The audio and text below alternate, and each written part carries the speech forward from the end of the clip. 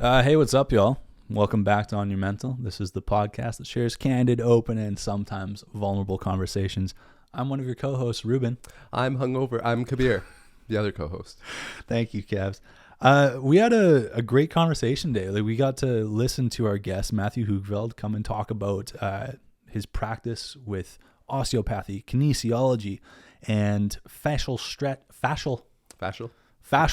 therapy, and talk about just an approach of understanding the body and getting the body to heal.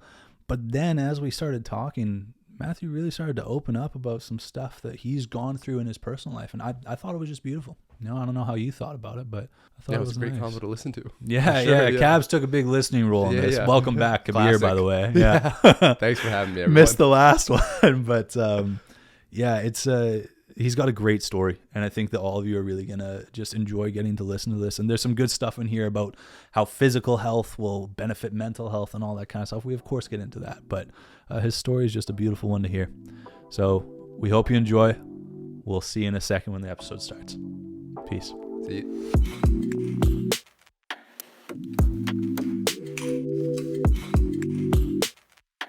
Anyways, kind of jump right into stuff here. Matthew, what's up, man?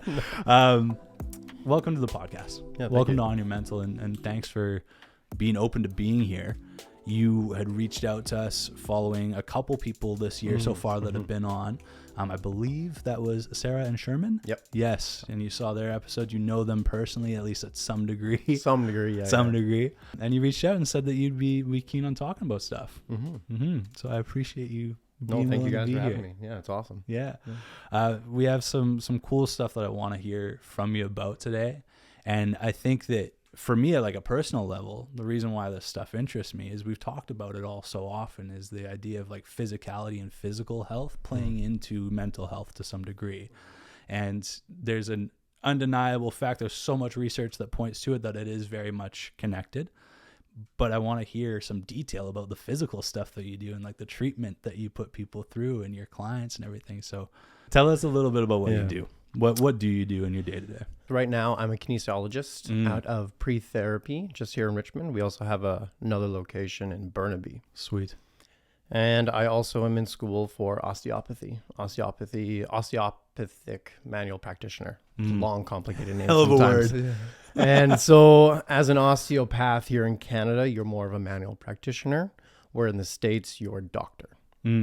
Manual practitioner, what's... Hands-on. Sure. So you're putting your hands on people, you're treating, you're kind of doing the chiro stuff or like the massage kind of style. So my hands are on the patients as well. And that's different in the States typically for osteopaths? It's represents the same kind of thing, but they're allowed to prescribe medications, do surgery, and they go through the whole medical process, where we follow like UBC medicine, but with the pathologies and pathophysiologies, but we're more of a manual practice. Sure. So that makes sense. Some people say like we're non-invasive surgeons as kind of in a retrospect of things. I'm not allocating that we are surgeons or by any of that sort, but it's just the intention that we have behind our treatment is that in our enhanced palpation skills, we can really take note of what's happening in the body as an osteopath. But right now I'm a kinesiologist, and I also do fascial stretch therapy. So that's more of a table stretch based therapy. And then osteopath came from the fascial stretch therapy knowledge and stuff. So It all sounds fairly related. Oh, 100% interrelated, where kinesiology, you have the biomechanical movements of the body. FST, I can get intimate with the patient, do some stretching, prep them for like a CrossFit competition or rehab from an injury as well. And then osteo, when I become one this year, like end of this year, I will be able to just take my therapy to the next level. That's awesome. Exciting. Yeah. It's like you're layering on to this base that you've built for yourself. And yeah. What made you get started with doing, like going down the path with kinesiology and that kind of thing? Because I mean, we've got a couple friends that have done it, at least one. I know Troy's done it. He's been on the podcast and he's gone through kinesiology.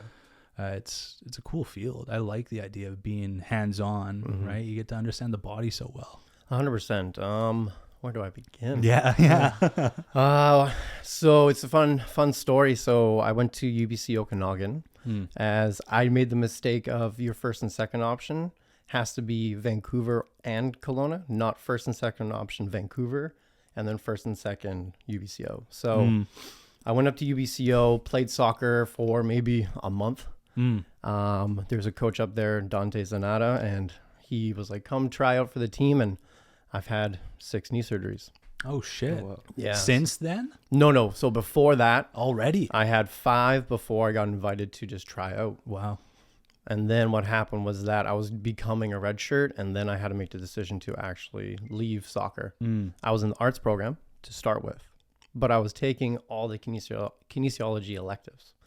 Then I got into kinesiology the next year because of my grades. Ever since then, I was working with children up in Kelowna, then came down here, worked for Innovative Fitness, and then a whole bunch of things led me to just at pre-therapy here. The surgeries that you had to deal with your knee, how big of a part of your life was soccer, like up until then in university and college? I think to the point of I was on the brink of going to Croatia to play. Oh, wow. Sick. So I was pretty high level.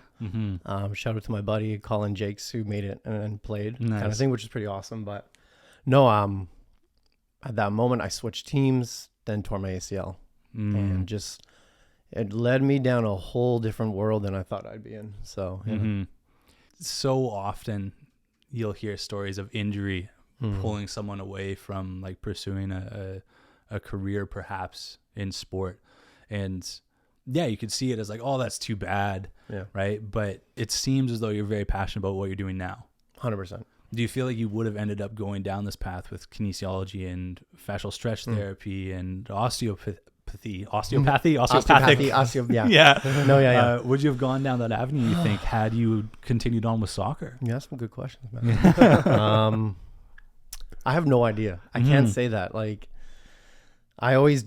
people say, what's your 5-year plan? But I don't really believe in the 5-year plan, maybe because I also just am so sporadic with a lot of the things that I do. Maybe now I have a 5-year plan, but back in the day, I had no dice. I didn't like school.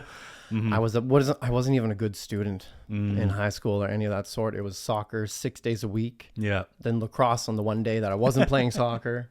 And then I got into golf, and it was just more athletics for me. And I saw my dad play soccer. I saw my dad do all these things. And sport was a one way that I could just release. Yeah. Sport clearly is a big part of your life. And now the field that you've gone into to work in has to do a lot with sport and athletics, right? Whenever you're working on the body, it is about mobility, movement. Exactly, yeah. In what you're doing right now in your practice and how you see people, you treat people, you see improvement, you see healing in them, right? You see it from a physical standpoint, but I want to know in that physical therapy, do you see healing of the mind? Whether it's obvious or not, do you feel like you observe that in your patients? The biggest thing when it comes to just the body and the mind, when it comes to the healing aspect, from my experience and working through biopsychosocial models, working through, does this person need to meditate, ice bath, all those things, Huberman Lab kind of thing. Everyone's got their stuff going on, their shit. They're like, everybody's in a fucking ice bath. Everyone's going. And simplistically coming down to it, when someone comes sees me, my initial session is no treatment at all. Usually it's about 75 minutes. I'll give some treatment at the end, but I don't expect myself to give that treatment to them too. And it's no fault to anyone that does it different or anyone that comes and sees me. I explained in the very beginning, we're going to run through all your systems. We're going to see how your body's going. Then you relate it to traditional Chinese medicine. Then you relate it to acupuncture. Then you relate it to the Northwestern medicine. Then you have your Eastern medicine, and all these interplay into the person's healing. So when the physical meets the mind and the mind meets the physical, what governs what? Does the physical govern the mind or the mind govern the physical? They're so interrelated, you can't actually know, because structure governs function and function governs structure. Right. They necessitate each other. Exactly. Right. You can't, and I get this sorry, I don't mean to cut you off. That's I'm all just good, like thinking and my brain's kind of rattling here. Yeah, that's all good. But it's like the idea of a holistic approach to things, right? It's the idea that you can't talk about two things without being in reference to the whole. Yeah. Right. So that sounds like that to me.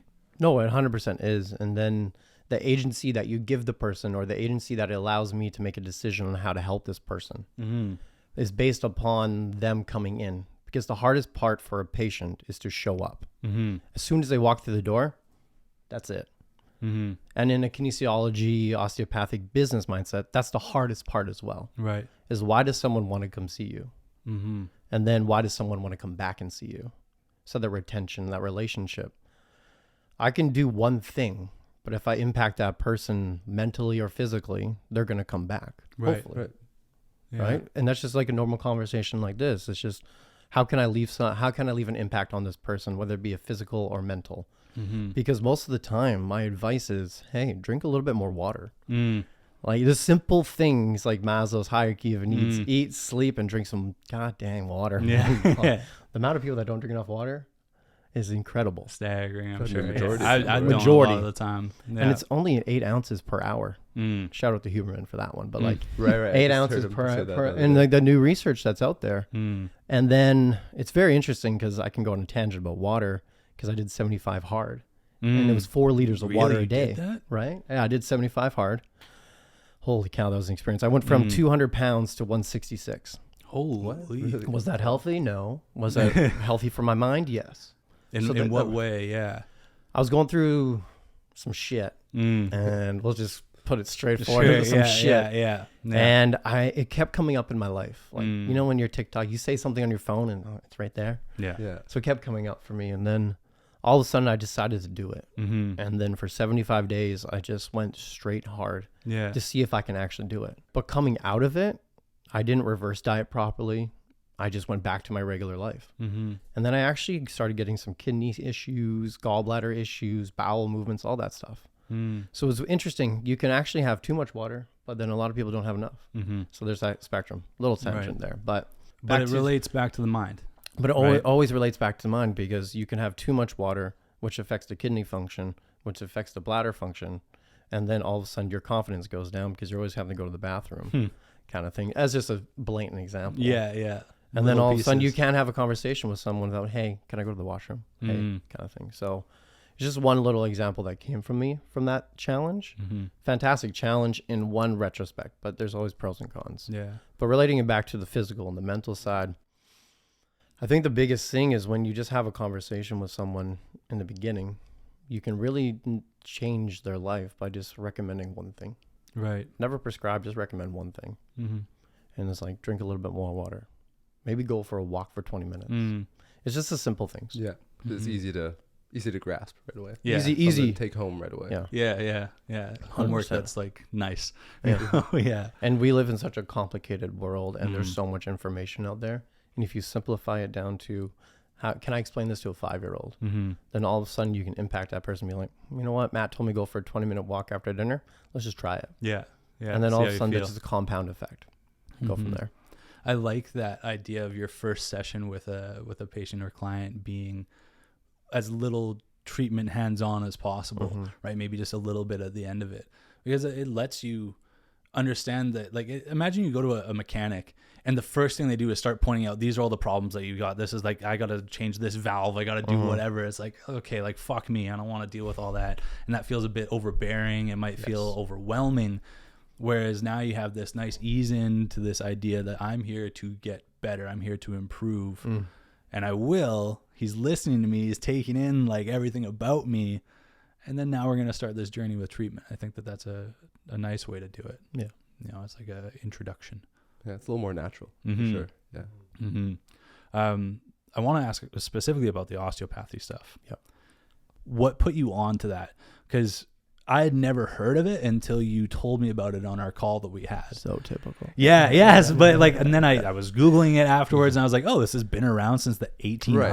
I would think it's always been a thing, but you know, You don't hear about it. You don't. It doesn't sound normal either, right? It reminded me of like it doesn't. It doesn't. It sounds like an alternative medicine. It is very alternative. Yeah. And it reminded me of like when I first heard as a kid of like acupuncture, and I was like, that's bullshit. Like, what is that? They stick needles in you? Yeah. And it was just like, no, it's something that's been there for a while. Yes. Right? But this has been around for a couple hundred years. It really has. What is it? And why? Like, how did you find out about it? Few stories, but I'm still working my own definition of what osteopathy is, or osteopathy. It's going to interchange for me. But it's really understanding it's a therapeutic approach. It's very holistic, and it works on the augmentation of bringing the body back to health. Super simple way of explaining it for myself. Very, very blanket. Yeah, very blanket terms. But ultimately, there's just regaining the functionality of the entire body and how intimately the body is related to itself. And we are the fulcrum to your healing. We never fix you. So I have a lot of popular opinions. And a lot of people are like, come fix me. Can you fix me? I'm like, no. And a lot of people are very taken back by that comment. It's even like nerve-wracking saying it because like, oh, I go to Matthew to get fixed and Matthew fixed my back. I got a message this morning. Like, there's one patient that I'm seeing and the person is sleeping better and they're not in pain. I'm like, amazing. Yeah. And it makes me feel so good. And it's such a different approach because without going into detail because of confidentiality, but one person has pain in their abdomen, but I'm treating their head. Because the body is telling me to treat at the head, craniosacral, all those kind of things, and how the body is the mind and then the physical are interrelated. How and where the nerves come from. They come from your spine and cranium. How can this affect the system? And there's methodologies that in osteopathy that you need to follow or the philosophies that you adapt to make sure to that person to make sure that they have health. And whenever we sit down with someone, I remember first year in osteopathy, it's only palpation. I wasn't allowed to touch touching the person. Sorry, touching the person. Thank you. So in osteopathy, we palpate bones, skin, fascia, organs, cranium, the brain, all those aspects. And I remember in first year, I was sitting there and I'm like, sick. Okay, I get to like show off my stuff. And I wasn't allowed to touch the person for 45 minutes. Because the first thing they make you do is ground yourself, center yourself, and then be present. Because you are the fulcrum to that person to create the augmentation of their healing. And then the body starts showing you things that you're like, oh, how can I help you? Where do you need to be helped? How do you want to live?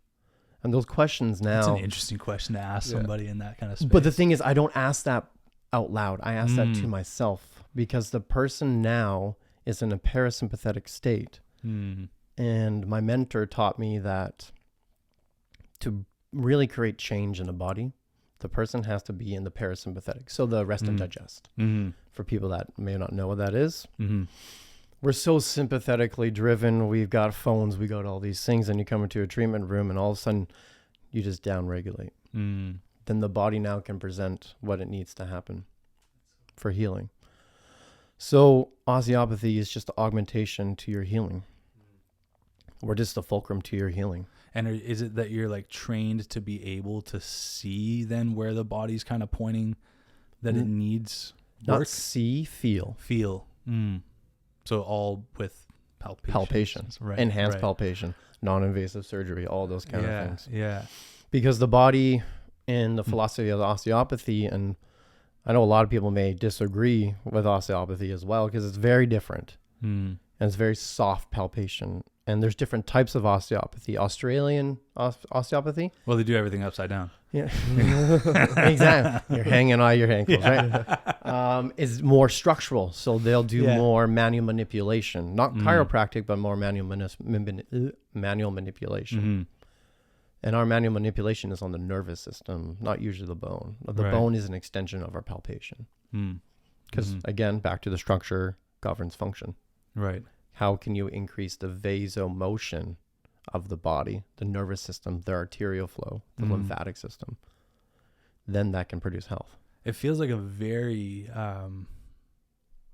top down's not the right, maybe it is the right way to describe it, but like you're coming from way out here looking at the person, you know, like you're taking a big outside overarching view of their body and how it's functioning and working. And then you're moving into that space that seems very difficult. It can be. Yeah. And there's sometimes when I'm sitting with a person, I'm like, I don't know what to do. And then I go back to the basics of first year. What I do is, what is the sacrum doing? Because there's this thing called vitality of the body, and it's the innate ability to express yourself. And on palpation, when the bone or the system or whatever is like wherever I'm palpating isn't expressing health, why aren't you expressing health? Where is it in the body? And it can guide you if you just take a little second to listen. Yeah. I would imagine, and you're still in school for this. Yeah, so I'm still in school. I have my last class is literally in a few weeks. Yeah. Then I have my board exam in September, and then a case study and a few clinical more hours to treat, and then I'm done. I'm just curious. I would be curious to see how someone describes it and looks at it and like practices it differs between someone who's been doing this for like 50 years versus someone who's new into this field, but also with all this new understanding of it and your background you're bringing into it. It's interesting. Well, one of my closest clients and like a good friend of mine, he described it to me as if you take to me, I heard it as crumpled piece of paper or like a knot, and you have to undo the body and one by one.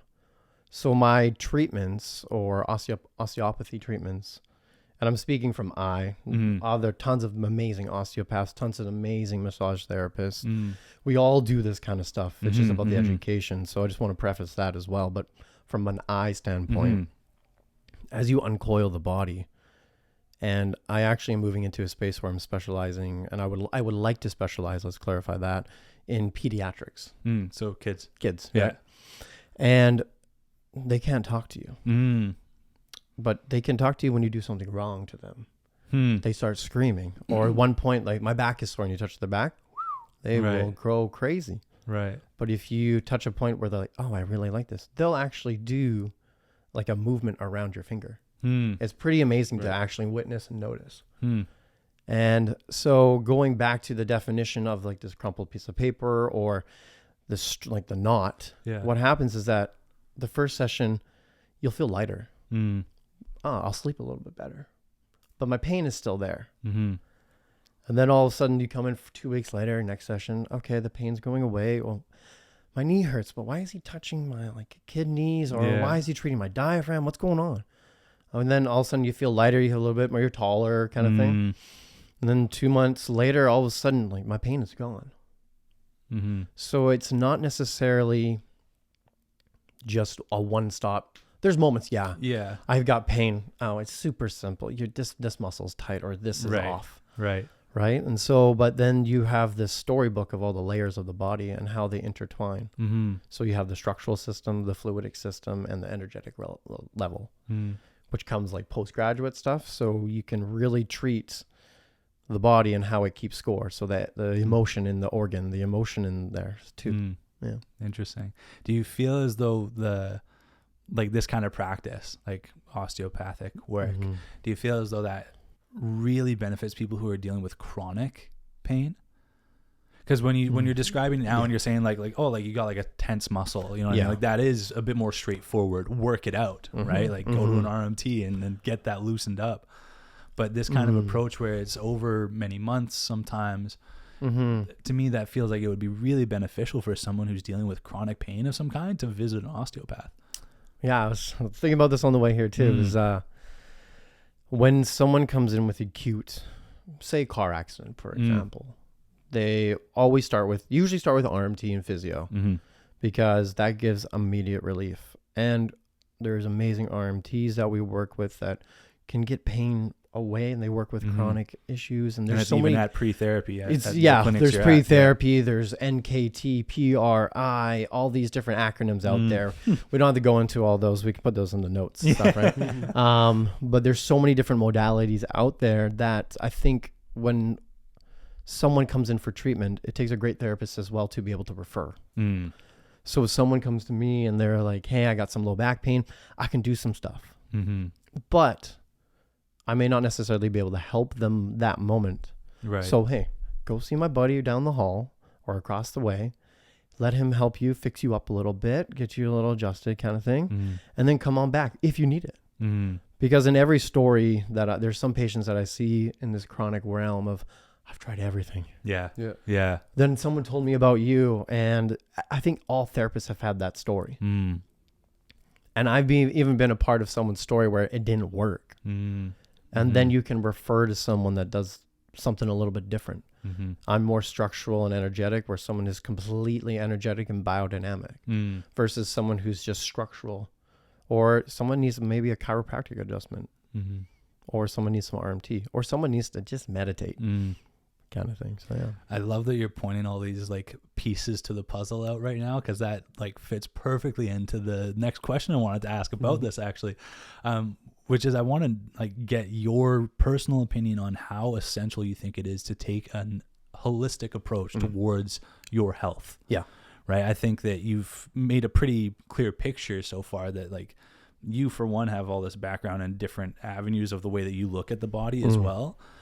But you've touched on so many different modalities, as you said, practices where like these things can benefit people in different ways. But when done in tandem, I imagine there is a much better outcome. I agree. And again, like back to my first point way back when was there can be too much of something too. There's appointment fatigue that's going around, right? ICBC gives you 24, 25 physio, all these chiro appointments, all these kinesiology appointments, all these physio appointments, et cetera, right? And people just need to understand what works for them too. And I think that the whole entire picture that you're asking about and just the holistic modalities is that the medical system is there when we need it as well.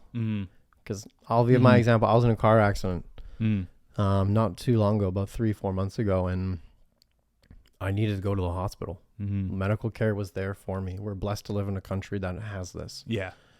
And there's some controversy out there between just holistic and Western medicine and medical systems. And some doctors don't like this and some people don't like this. But like, if you can use both to your advantage and you take control of your own health, you can really see what's working for you. For me, in the beginning with my car accident, I was in my doctor's office every couple of weeks. We were working through things. We were getting referred to these different gastrointestinal stuff. And it just really, really helped me.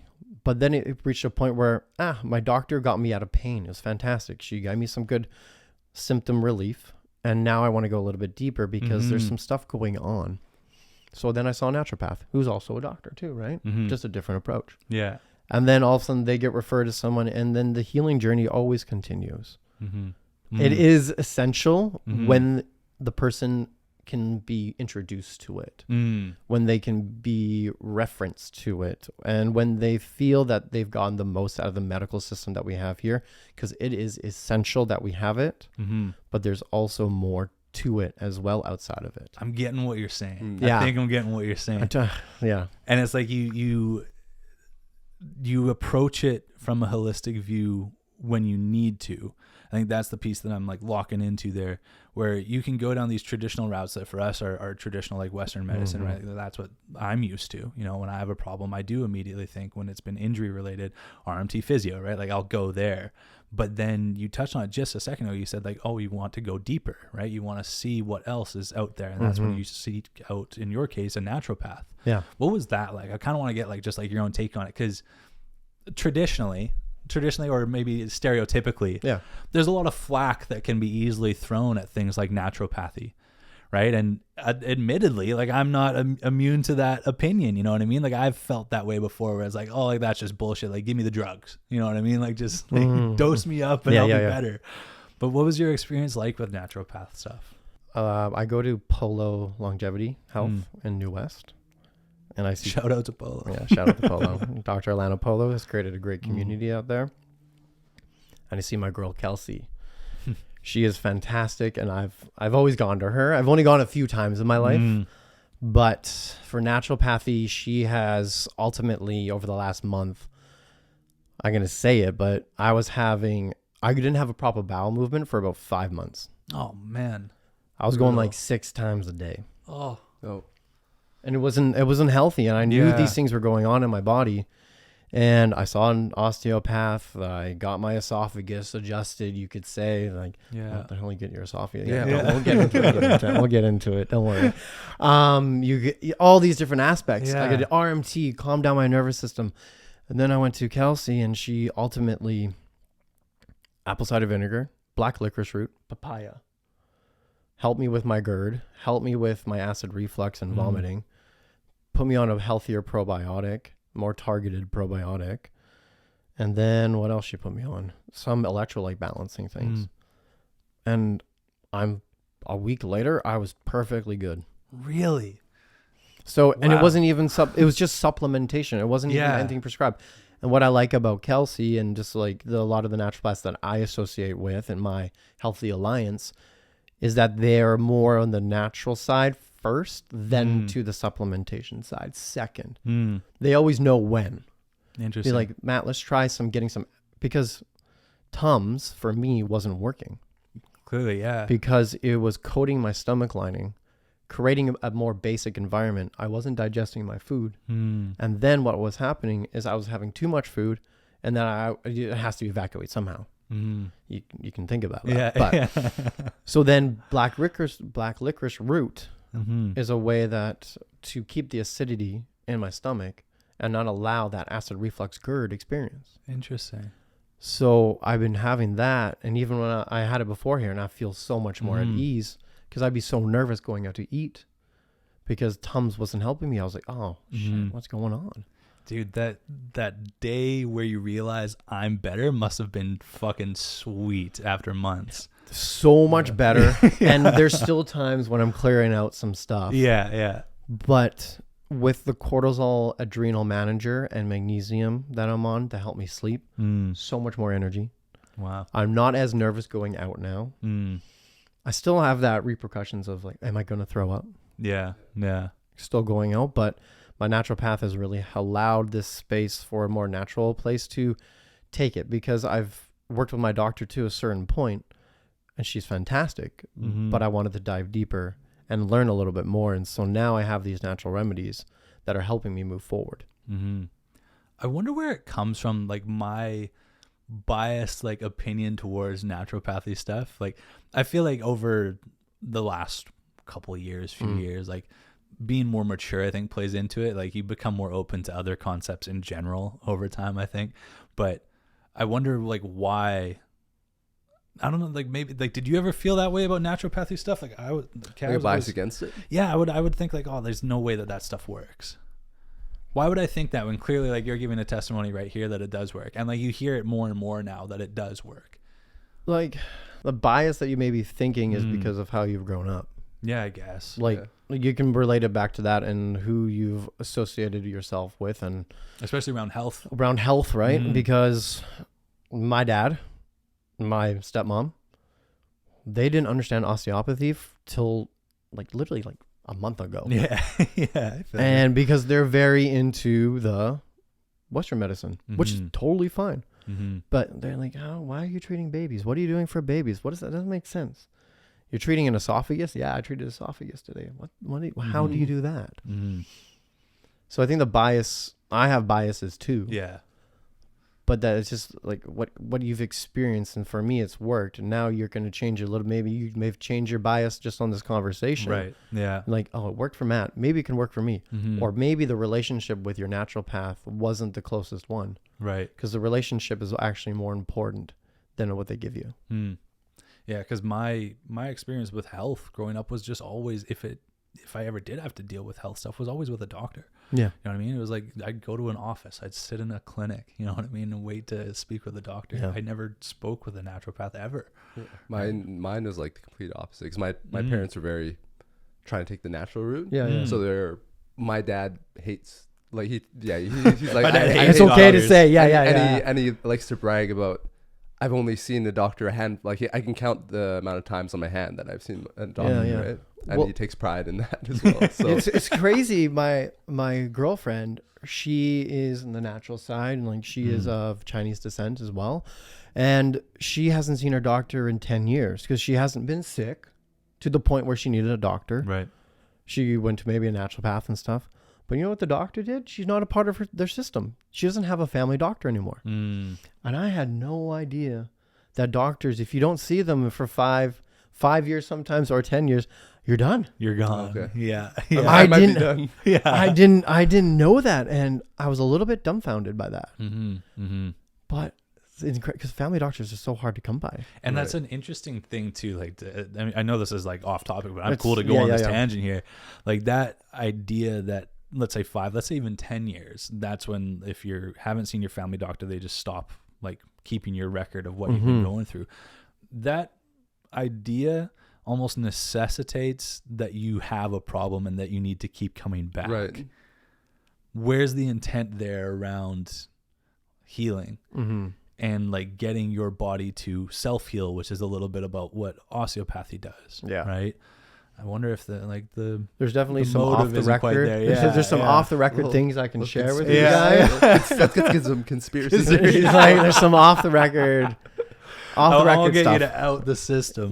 But no, there's some stuff that's happening that we've been told in this field that is coming up that have really shocked me a little bit. And being in this field is very interesting. What's going on? Being in the field of health, just in the medical system and stuff. From what I've heard, but I'm gonna keep my mouth shut. Protect yourself. Hey, there's money to be made everywhere. You know? And that's the thing, right? And what I love about naturopathy as a concept, I know that I've said that I've had my own like hesitations around it, and just the way that I hear and deal with it, I've never approached it. This conversation might make me more open to it, right? But I don't ever get the feeling that naturopathy is in any way a cash grab. You know what I'm saying? Like I don't see them as people who don't truly want to help you. To help you get better. And I think that that's a good thing. Like that's like, oh, like they're in this for the right reasons and they really are there to treat you. Sometimes I feel like when you go see a doctor, they could give a shit about you. Like that relationship is poor sometimes, you know? Like I'm just another patient walking in. I hate having to go to like an ER or like a walk-in clinic that's urgent care. You know, like I've had to do that in the past, and like you're just another person. The biggest thing when it comes to like the medical system, I find, is that your knee hurts.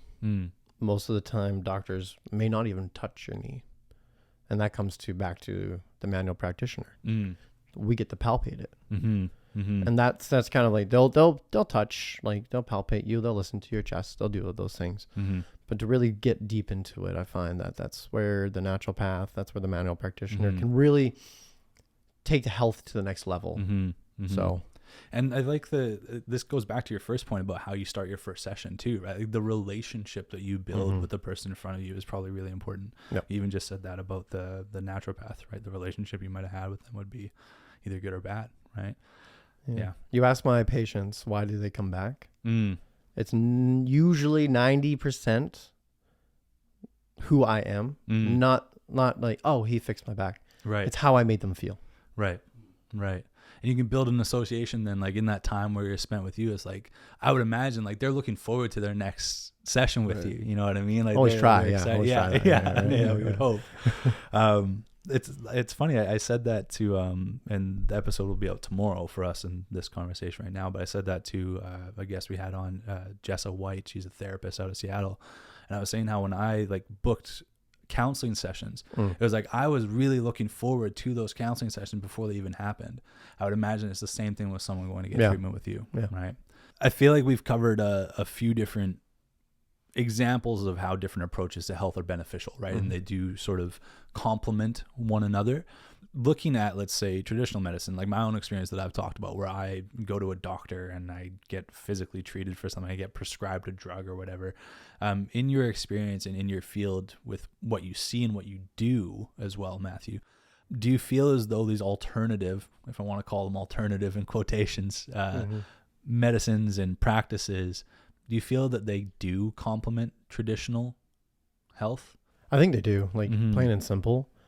And to not just repeat myself, but a doctor is a gateway into so many things. One of the questions I ask are X-ray, CT scan, barium swallow test, all these different tests that you can get, because then it just makes my treatment that much more effective. So working beside a doctor or with a doctor just allows for that person to have a better chance of their own healing.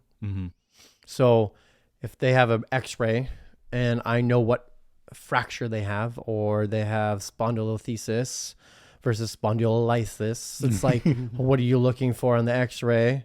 Okay, I see what they have, and then the doctor can prescribe. And then I can tailor my kinesiology training to, are they flexion intolerant, extension intolerant? How can we bring this, like a bulging disc, how can we bring it back?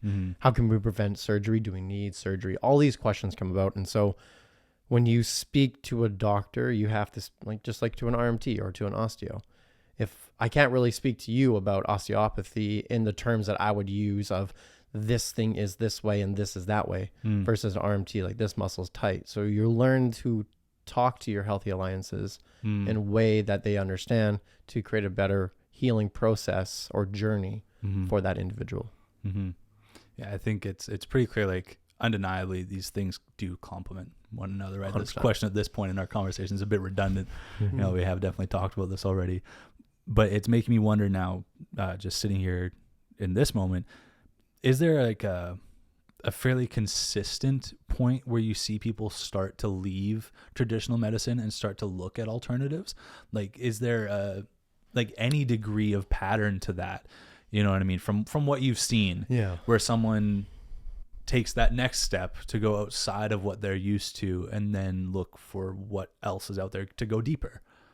I think that's a good question. Honestly, I don't have like the best answer for that one, because it takes another to refer.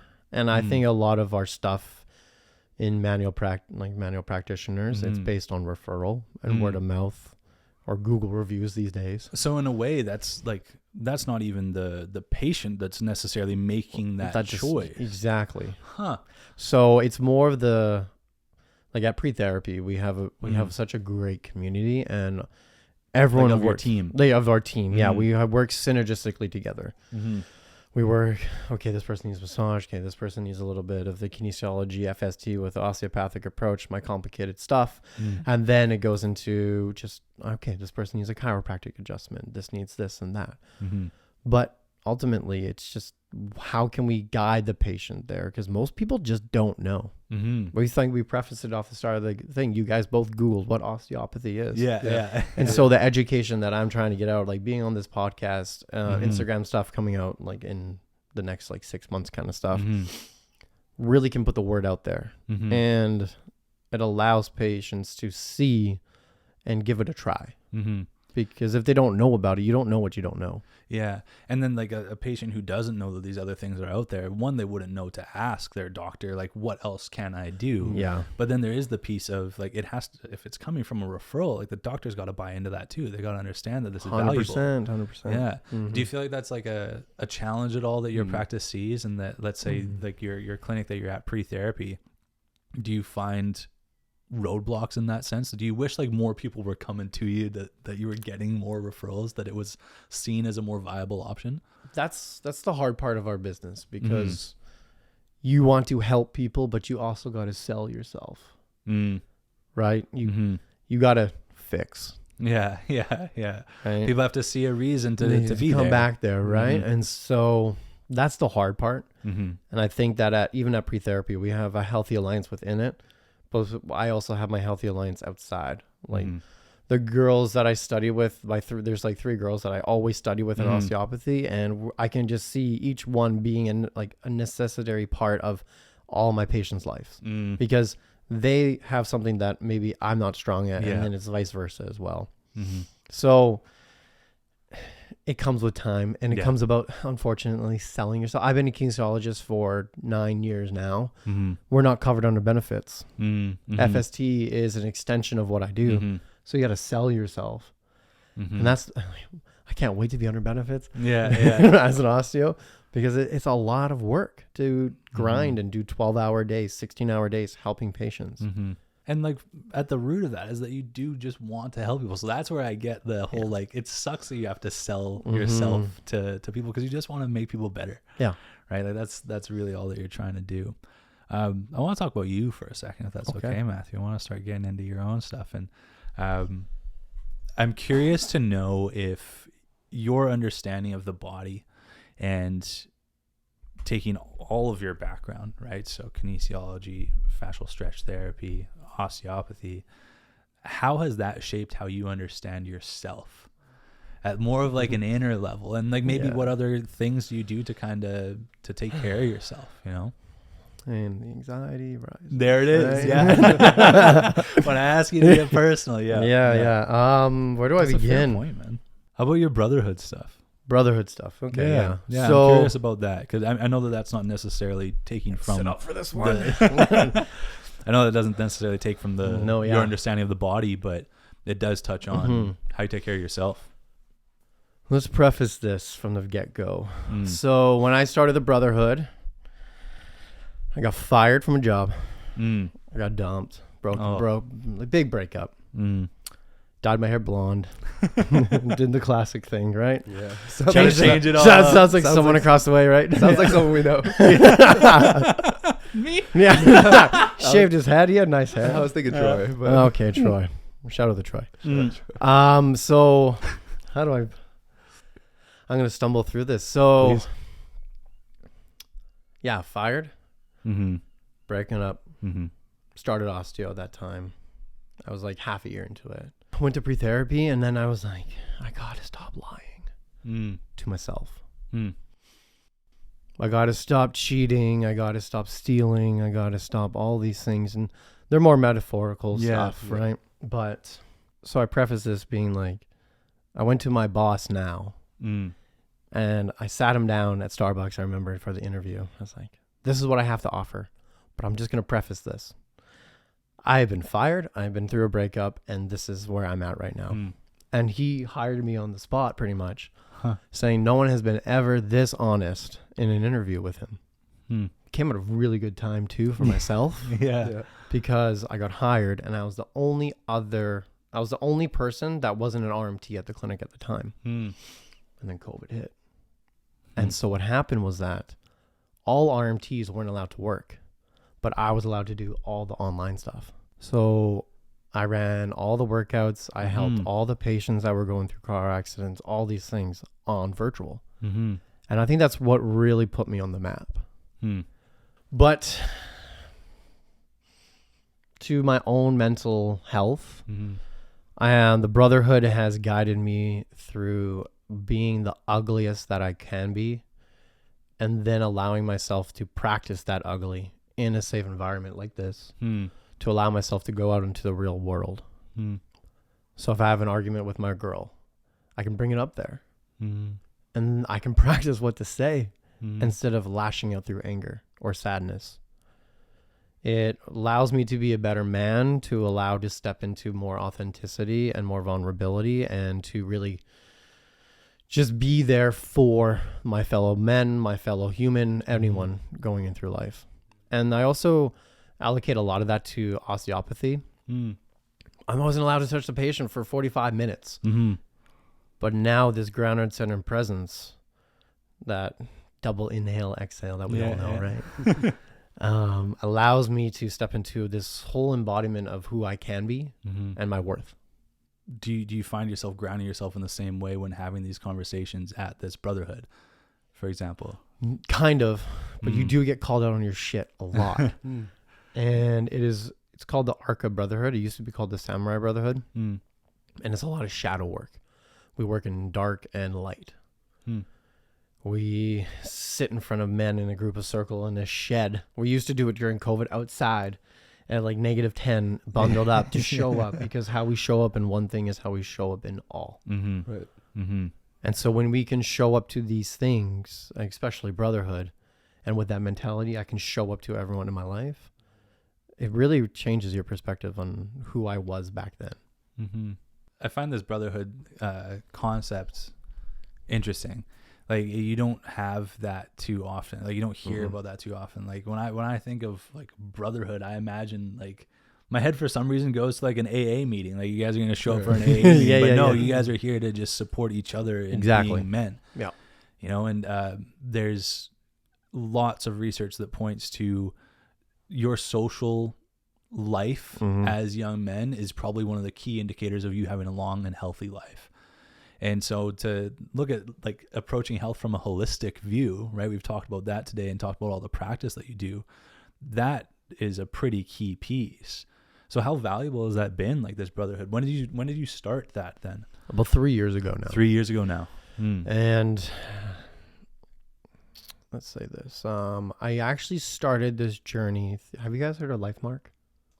No, I don't think so. LifeMark, like the whole thing where you go downtown and it's like 14 hours a day. You're in shit for like 2 days and you're just working through it. I've not heard of LifeMark, no. So LifeMark, probably opinions on it, but it's what got me started. And it's funny to say, but I do owe a lot to this guy, him, the owner of Innovative Fitness, Curtis Christofferson, who sent me there because I was going through a bad time. And at that time, unfortunately, I realized that I needed to step away from the company to move on to a different part of my life. So it's interesting how your boss pays for something and then you actually come back and you leave because you needed to find out of who you actually are. And so this Brotherhood is allowed, and like that's when it started. And then a couple of years later, after I got fired and all this kind of stuff, I actually got a call from the Brotherhood. Because funny enough, I went to an open house. They're usually about once every couple months where men can come and learn. Like with the Brotherhood? With the Brotherhood. Cool. And they lost my papers. So I never knew that. And so I was going through the first year of school, osteopathy. I'm like, fuck, what's going on? My girlfriend and I are doing well. I'm not doing well. I went down a really big rabbit hole of harming myself. More emotionally harming kind of thing, and the thought process of harming myself. And that's what scared me a lot. And then there's a moment in osteopathy where it just kind of clicked, where I'm like, this is where I need to be. Because the journey to osteopathy was also very interesting too. And so what happened was that they called me that day too, when I was really down in the dumps. I'm like, something clicked. I'm in the right spot, but I'm really stuck. I got a call, and then all of a sudden I'm in. Showed up with my blonde hair, got called out completely. What the fuck did I just sign up for? And 3 years later, bunch of guys sitting around roasting the blonde hair. Holy fuck! And then 3 years later, it's still happening, but I'm on the other side, and I've gone through so many different journeys and so many different aspects of my life where I can go to the Brotherhood and just cry. I can laugh. I can share my wins, where a lot of men don't get to share their wins, and especially in an intimate setting like this, where I can just be vulnerable, and then I always feel better going. But there is a part of me where it's like, I think I'm ready to graduate now and take a little bit of a break. But yeah, it's wonderful. Yeah. That sounds so valuable to have. It's reminding me of like how I was talking about like going to counseling, like setting up the next appointment to go to counseling, looking forward to that and knowing that there is that thing coming up that you can grab onto and hold on to. Sounds very helpful. Very helpful. Now to flip back for a second to the physical side of things. When you are going through periods of time where you're struggling mentally, like on the inside, like the inner health is not doing great, relationships, you've mentioned that, like maybe some struggle there, but losing a job is like it's a huge loss, it's a grievance, it sucks and it's frustrating, especially as young men. Like God, we take so much pride in our job. To lose what you're doing, that sucks. When you're going through those moments and those periods of time, do you have a understanding or like grounding that you can fall back on when you think about how you understand the body and how it works, its inner workings, the way you get physiological responses to things? Do you ever catch yourself thinking of those and being like, oh, like I can feel myself, like my heart rate's elevating here. I know why, it's linked to this. Does that understanding help you in any way?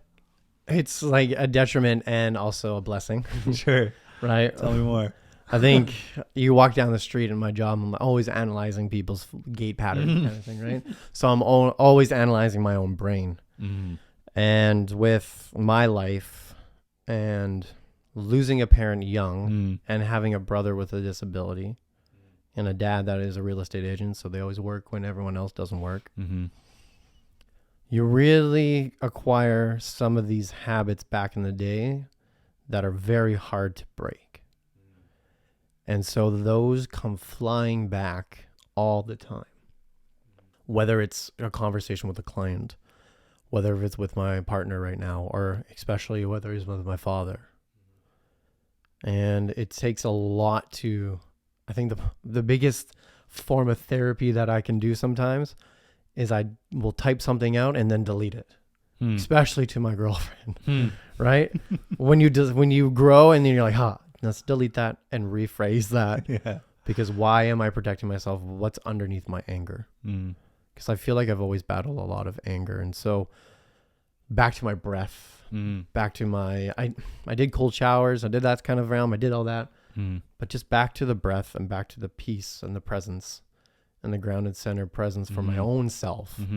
That's that osteopathy stuff. Yeah. Then it comes back and it just affects everything in my life. And that's why osteopathy been such a big factor in my life, because it's not just helping people. It's helped my whole entire outlook on my life and my whole philosophy.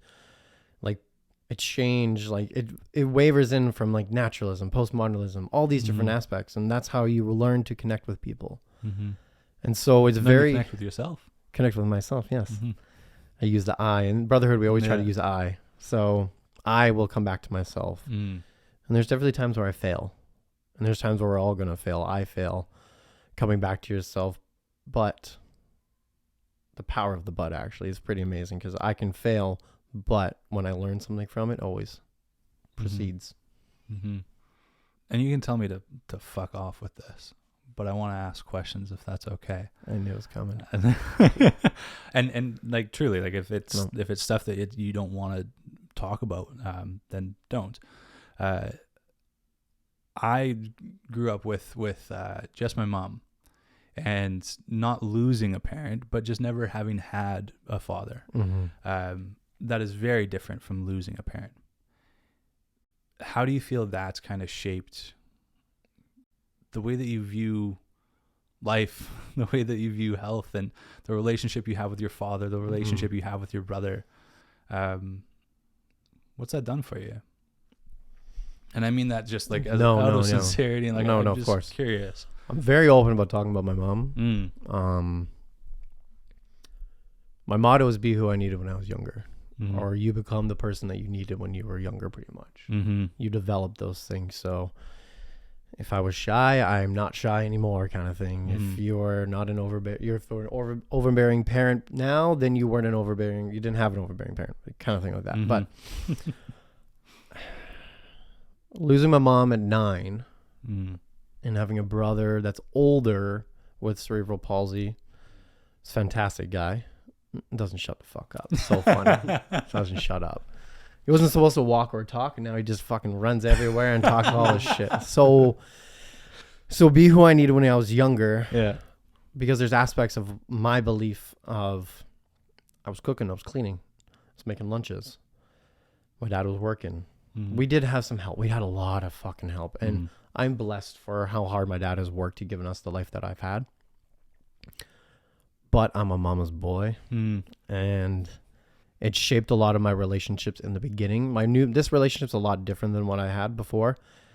In that I would use this victim, this sense of I'm missing the feminine touch. I'm missing the feminine touch, missing this something. I don't have a word for it right now. Like a present. You know, it can be a representation, a model, like exactly an example. You know? And I would find that in my relationships, but then it would be overbearing, and I would do all these habits. I would mother. Look at the job I'm in. Help people. I'm a mother. My nickname as an athletic therapist, like student athletic therapist for UBCO soccer team, was Mama Matt, kind of thing, right? And so now I've embraced this motherly role. Yeah. And it's so much better. And now I use MMA, boxing, to allow a healthy release from my anger, meditation, those kind of things. And so losing a parent young has molded and shaped. And a lot of people ask, like, would you want your mom back?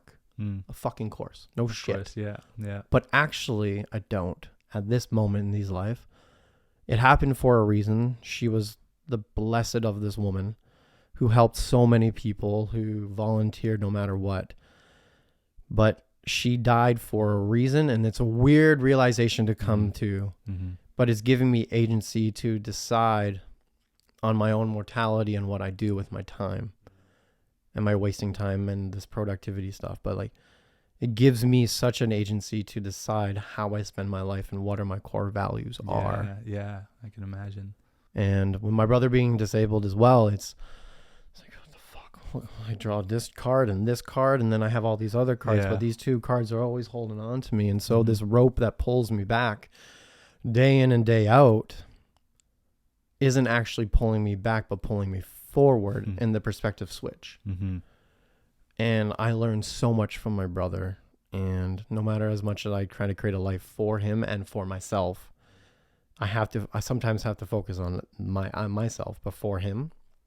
It guts me because he doesn't see that yet. But yeah, it leads into this whole realm of the mortality stuff we were talking about and this finite time that we have. Yeah. I'm curious about the switch, the switch in perspective with the cards. If you even have like thought about this and reflected on it, like what led to that switch in perspective where you're looking at these two cards as something that might have held you back? Two cards pulled in life, right? Like metaphorically, right? Yeah. But to switch that perspective and see it as these two pieces of your life and reality of your life carrying you forward.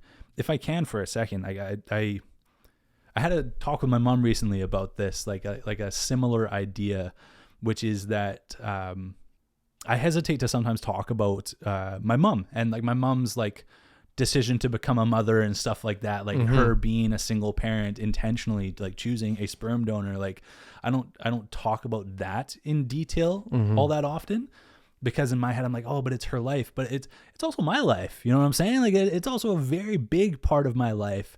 And your older brother growing up with cerebral palsy, that is a part of your life too. The way that that's affected you is a part of your life. Your mom passing away when you were 9, that's a major part of your life.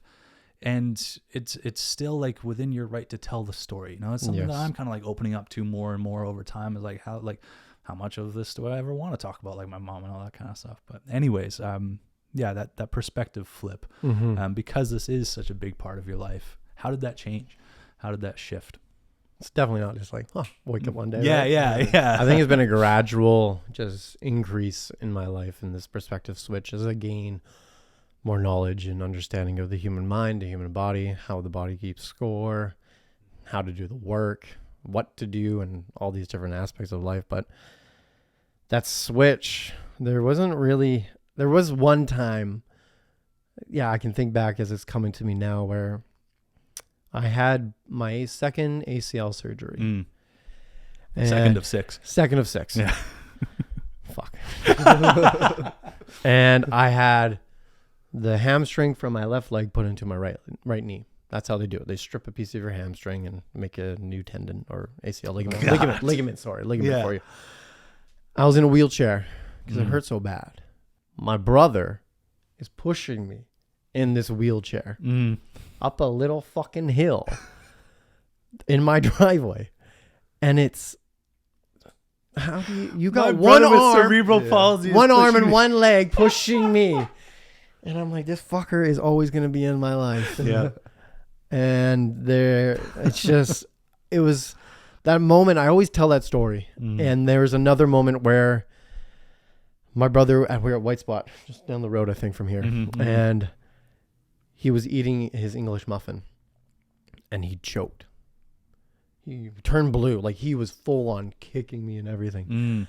And I had to actually do the Heim, like all that kind of stuff. He dropped everything. And then he survived. He's bawling his eyes out, and I'm just sitting there like, holy fuck. That's scary. And then there's just these certain life events that happen. I will speak to today where my brother and I don't always see eye to eye. I think it's also because I'm going through a huge change in my life, turning 30 and graduating from classes all in the same week, coming up here, where I'm like, holy fuck, I'm trying to sort out my own life here. where he's an abundance of fucking love. And I'm like, dude, just calm down with this love thing. This is serious. Right? And all he knows is love and support. And the man's gone through the hardest times. He's got one arm, one leg. And it's pretty incredible how he functions day to day. He lives on his own. Of course we help him, right? Mm-hmm. We try to call him. I try to do these things, but we're talking about a little bit about this beforehand with that switch again. I feel like I'm going through that switch again. And it's about mortality and this finite time we have here. Yeah. Because we only technically have 4,000 weeks, as we were talking about, right? Yeah. In a lifetime. In our call, we had this conversation, and you said you put it in the context of 4,000 weeks. And that sounds like somehow that feels like you have less time when you think of it that way. Yeah. Only 4,000 weeks. That's what we have. That brings you to 75 roughly? Roughly about 75, 80. Yeah. And there's actually a calendar. It's funny how it came up. I love how social media works. So there's a TikTok that came up, and this guy has a calendar where every week he scribbles one off, and he just turned 50. And it gives him this agency to decide what he wants to do with his time. So as I read this book called 4,000 Weeks as well, that's where I got it from. It just puts in perspective of my own productivity and my relationship with productivity. Again, as I'm growing into like 30 years old, as I'm reshaping change, as I'm opening up new levels of my relationship, because this is one of the longest I've ever been in, and opening up better relationships with my father and my stepmother and my step siblings, and getting better connections like with you gentlemen here. And it's just such a different perspective of how I want to run my time. Like I did nothing today and watched PGA, and I'm like, oh, I don't feel bad about it for once. Where usually I'm kicking myself, and I kick myself a lot for not being productive. I'm the same way, very much so, yeah. And so understanding that these 4,000 weeks and the agency that it gives me, watching the PGA, my dad walks in, there's a 3 playoff hole. We spend 45 minutes watching 3 holes. We just sat on the couch, didn't say a word to each other. Then he leaves, and I come here, and that was actually kind of wonderful. It's like you see a different perspective on life in 100%. This way, you know. I quick follow-up question, like this just around mortality. How old was your mother when she passed away, when you were 9, if you know? 19 years ago. I go by the 42. 42, wow. So young. Very young. Yeah, she spent 2 of her last years without a tongue. Cancer was in her tongue and esophagus down all the way. So throat cancer. Yeah, pretty much. And so spent 2 years communicating through 1 ring is a yes, 2 rings is a no, and ring is help. She did regain a little bit, but that bell is always it's like right on my nightstand. It's obvious how mortality can be something that you think about. And it's like you particularly, as I say that, Matthew,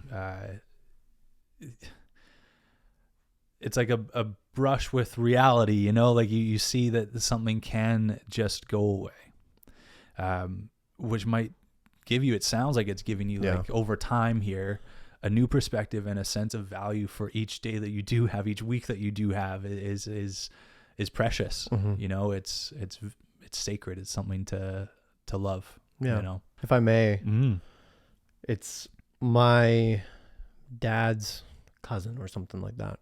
Their son just beat cancer. Goes down to Panama, helping dogs, rescue dogs.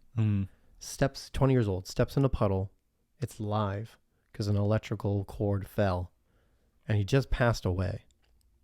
Oh my God! And I know that's heavy to say, but my parents went to the funeral, and I didn't know until they came back. We had a discussion about it, and you're like, "Holy fuck!" Yeah. Or I'm sorry, but what's going on in Vancouver here with like the stabbings and stuff? Right. And that guy, there's a guy that was filming it. This guy's bleeding on the ground, and he's just filming it. And it makes you just think of, fuck, like you can go at any moment. You have no control. No control. Yeah. And that's what terrifies me. I'll be honest. That's what terrifies me. Ever since I was a kid, I'd run away and just sit there and not do it. You fight, and then I'd freeze. You kick and scream, and then all of a sudden I just freeze. But now you're learning to fight a little bit, and you swing the pendulum the other way, and then you're trying to find that medium. Yeah. I think there's a lot of kids that lose their parents young, but no one talks about it. And I think I know it goes into why I do what I do, and how we are into a city of just, our body is like a city. What we feed and what we give it just nurtures us. And I think that why I like to treat kids and children and teenagers, say anyone over 25, is because the shit that I had to go through, I don't want anyone else going through. It's clear you have such a propensity for care. 100%. You know, like it just the practice that you're in. If you want to look at it just their surface value, it's like, oh, cool. Like this guy cares about helping people. But now hearing this story of yours and like a little bit more about who you are and what has shaped you to be the way that you are, it's so obvious that like this is something that you give a shit about, and it's something you care about. Osteopathy, they always say you don't pick it, it picks you. So it's funny, in grade 11, we had these university transition books. Oh yeah. Right. All that shit, right? Oh yes. Oh, you got to pick 2 careers, right? And I had the book out, and my girlfriend now, she was asking me, like, what is this fucking book? It's taking up so much room. Let's just throw it out. I'm like, no, don't throw it out. It's all my memories. I got all my report cards and all the C pluses, right? And I did good in university. I'm good. Yeah. And she went to the career section and she's like, do you know what you wrote down? Do you remember? And I had no idea. And I knew it was around like orthopedics, because I had my surgery at the time, and that's when I wanted. It's like, oh, I'm there and immersed in getting surgery and everything. I could do that. I'll fix myself, man. I do it better. And so what happened was that she's like, do you know the second one? I was like, no. And the thing is, I wrote like this big blurb about orthopedic surgery. But at the very bottom, I wrote osteopathic doctor. Interesting. No idea. Huh. I wrote that in grade 11. Yeah. Went to grade 12, forgot about it. Yeah. All through university, no idea. 2 years of being a personal trainer, met someone, one of my mentors. He's going to osteopath school. I'm like, what the fuck is this shit? What is this shit? Then I did FST and worked with the cancer agency. Osteopath came up again. I'm like, what is this shit? Did level 2 of FST and everything osteo. Yeah. I was doing group fitness, hurting people, not in the sake of like I'm actually hurting people, but they're just not at the level that I can do group fitness with, right? You know those guys, you go to like Orange Theory and you're sprinting. You're like, I just started fitness, man. What the fuck am I doing here? And all of a sudden, I got into, someone emailed me, my mentor, and said, there's a spot in osteo open. Why don't you take it? Applied, got in. Now I'm here. So it's really weird how this universe is I feel like I'm an old soul doing its final run. Sure. Like, can you just fucking do what you're meant to do, kind of thing? We were trying to get you there. Just do it. Yeah.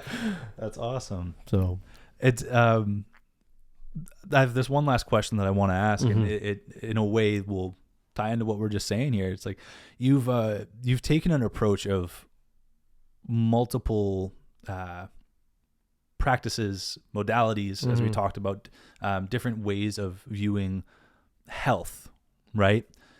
Do you feel like that has any parallels to how you choose to live life? You've talked about mortality and like mortality shaping the way that you like have appreciation for each day and each week, right? You also talked about all these different sports that you've done, all these different things that you've played, that you said it earlier, like I've done a bunch of shit, right? Do you feel like there is a bit of a parallel there to like looking at health in so many different ways, looking at your life and trying so many different things? Yeah, 100%. And I've lost friends because I do too much, right? I've been accepted to Australia Masters, but I'm like, I don't want to go anymore. And maybe that's a detriment to my whole entire life. I couldn't commit to something because I was too afraid that it would leave me due to the fact of my mother dying.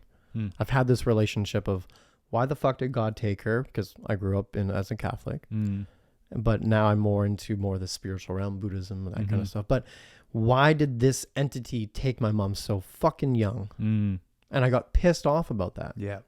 And I think it's also chosen to why I've leaned into so many different like friendships and partners and what gives me this instant gratification. So I stay at a job and then I jump to another job. Not even to use the job jumping to get more money, but for just because I'm bored, because I'm not learning anything, because I don't want to commit to the boring work that you do in, day out. But now this whole entity has shaped how I am now, because now I can focus on one thing and do it really well. The famous saying of fear a man who's done one kick 10,000 times, not the man who's done 10,000 kicks one time. It just really has resonated with me in the aspect of I have this big world vision of so many different things, and I'm so blessed that I did it. But it was a oh my God, of a journey. So like many things. Sludging through the mud and just trying to figure out who I was and what I am as an entity on this planet, you can say, this cosmic world, whatever you want to say. And so I'm just like, what is my health journey? What am I? And when I found osteo, when I found my partner now who supports me day in and day out, my family can recognize it more, that I can help people in so many different ways and views. And I'm appreciative of the journey that I've gone through. And I can look back, like, look how far I've come. But during it, I was like, why do I keep switching jobs? Why can't I commit? Why do I move from partner to partner or friend to friend? And when I look back at it, it's my life. So it's just shaped everything. Yeah. There's an obvious parallel. Obvious parallel, but also an obvious detriment as well, because sometimes I can't decide what I want. Because I want to try everything. I want to skip the shiny skip the shiny nickel for the dull penny. Back in my day, right? So it's like, oh, that's something shiny, I'll go for the next thing. But now, as I accumulate all those dull nickels, all of a sudden I just see so much more. I like that. I don't want to take away from like anything that you're saying. The skip the dull nickel for the shiny penny, right? Like that's an interesting way of framing how you approach trying new things in whatever aspect of your life, right?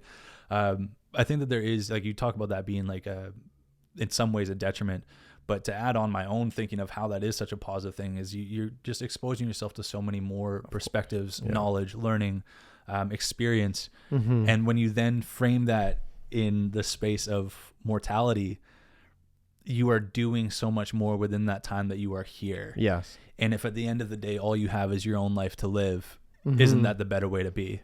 Yeah. You know, you asked me that question, Cabs, on the episode where we sat down with the two of us, and you asked if you were reading out a scroll as you're walking into the afterlife, and would you want the scroll, and it has every single thing you've done on it, would you want that scroll to be long or short? And my answer was long. Right? It's that same idea. It's you want to try as many things. You're definitely a bit more driven than I think the typical person to do the next thing and actually take that step. Yeah. But I think that there is positive to that too. No, I've had someone has commented before that you're intimidating with your knowledge sometimes. And I was like, I never realized. It was a really nice perspective that with my knowledge, I can be intimidating when it comes to the human body, because I love the human body. Right. And I think when you're really, really, really good at something, it can be intimidating. You're like, fuck, okay, this kidney does this and that. Okay, you just run through it. And then you talk about the scroll. Have you guys seen The Giver or read the book The Giver? Oh yeah, back in high school. Everyone reads it, right? Yeah. Have you seen the movie? No. Was it black and white? Black and white. Yeah, I did actually watch that. I love that movie for the perspective of the giver just having the knowledge of the whole entire world. Because as you read all these books and you gain all this information, it just expands your mind and horizon so much more. And you can storytell. And I think storytelling is the best way to be vulnerable and create connection. Yeah. I mean, think about just like the way that you told your story today, right? I feel an instant connection to like how you are as a person now, because you talked about everything that you've been through with your mom, right? Like that's it. You open yourself up, you know what I mean? Like you're there, you know, and you feel that more. And storytelling only comes from experience, of course, right? And some experiences are chosen, some aren't, right? And that I think plays into a lot of what we talked about today. Thank you, Matthew, for coming here and just being open, sharing so much knowledge around your practice and what you do in the field of health and how much you clearly care about health and very clear. Yeah. Making people better, right? Helping people on their path to being better and healing. And that in itself would be like a noble enough thing. Like if you checked off that one box and doing that in your life, like you're already living a good life. Thank you. Yeah. But to then have you also talk about this real personal piece of you, that's awesome, man. Thank you for opening up about that and talking about the importance of the brotherhood that you're in and how impactful that's been in your own, I guess, internal self-healing and improving journey. And then again, just for being here and telling us all that stuff, man. No, thank you guys for having me. Yeah, thank you for letting me listen in on this conversation between you and Ruben. I don't think we need Cabs. It's okay. You can ask those questions. About yeah. For the record, Cabs had questions that he thought were just not worth adding. Like more specific stuff to like how the body works but it was like, you know, you can ask one. I don't know if we have time for that. Oh, you got time. You can ask a few questions about that. Do you do like could you do like chiropractic stuff? Okay. Good question. Yeah. So the way that we I love it. This is why he doesn't ask. Yeah, exactly. I love it. I'm trying no, to it's so good. It's so good. That was my I feel like I'm ready to drop my this like. No, they do grade 5 high velocity thrusting. When we do a manipulation or any of that stuff, it's on the nervous system. That's all. And so that's different between chiropractic. It's very different because there are techniques that look the same.